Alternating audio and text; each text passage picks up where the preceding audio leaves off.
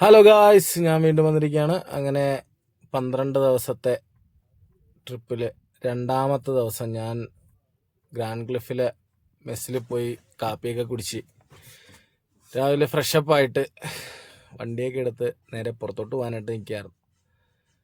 അപ്പോൾ ഓരോരുത്തരായിട്ട് ഗസ്റ്റ് വിളിച്ചിട്ട് മുകളിലേക്ക് പോകുന്നുണ്ട് അവരെ പിക്കപ്പ് ചെയ്യാനായിട്ട്. അതിൻ്റെ ഇടയ്ക്ക് മമ്മു, എന്താ പറയുക, സുബേറിക്ക, അങ്ങനെ തന്നെ പറയണം, മമ്മൂന്ന് ഞങ്ങൾ വിളിക്കുന്നതാണ്. പുള്ളി പാട്ടൊക്കെ പാടി അവിടെ നിൽക്കുകയായിരുന്നു. അതിൻ്റെ ഇടയ്ക്ക് എൻ്റെ ഗസ്റ്റ് വിളിച്ചിട്ട് ഞാൻ നേരെ വണ്ടി എടുത്തിട്ട് മുകളിലേക്ക് പോകണം ഗൈസ്.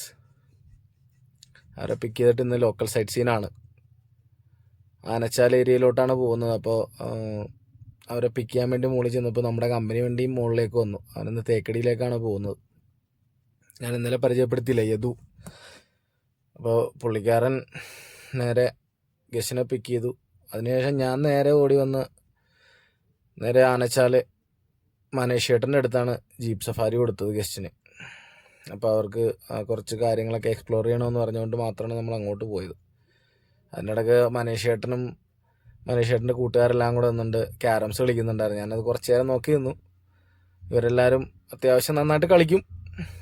മനേഷേട്ടനും അത്യാവശ്യം നന്നായിട്ട് കളിക്കുന്നതാണ്. അതിൻ്റെ ഇടയ്ക്ക് ഞാൻ പറഞ്ഞു ഭക്ഷണം കഴിക്കാമെന്ന് പറഞ്ഞപ്പോഴത്തേക്ക് ഒരു മടിയും കൂടാതെ മനേഷേട്ടൻ ജീപ്പ് എടുത്തിട്ട് വന്നു. അലൻ്റെ ജീപ്പ് എടുത്തിട്ട് ഞങ്ങൾ നേരെ ആനച്ചാലിലേക്ക് പോന്നു ഉച്ചഭക്ഷണം കഴിക്കാനായിട്ട്. നേരെ ആദ്യത്തെ ഒരു കടയിൽ പോയി, പക്ഷേ ആ കട തുറന്നില്ലായിരുന്നു. അതിനുശേഷം മനേഷേട്ടൻ പറഞ്ഞു നമുക്ക് ലക്ഷ്മിയിൽ പോയി കഴിക്കാമെന്ന് പറഞ്ഞു. ശ്രീലക്ഷ്മി, ഇതാണ് ആ ഹോട്ടൽ. അപ്പോൾ ചോറും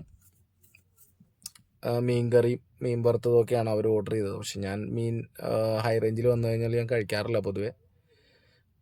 അതൊക്കെ കഴിഞ്ഞ് കഴിഞ്ഞപ്പോൾ ഗസ്റ്റ് വന്നു. അവരെ ടീ ഫാക്ടറി, ടീ മ്യൂസിയം കൊണ്ടുപോയി കാണിച്ചു. അതിനുശേഷം കുറച്ച് വീഡിയോസ് കാര്യങ്ങളൊക്കെ എടുത്തു.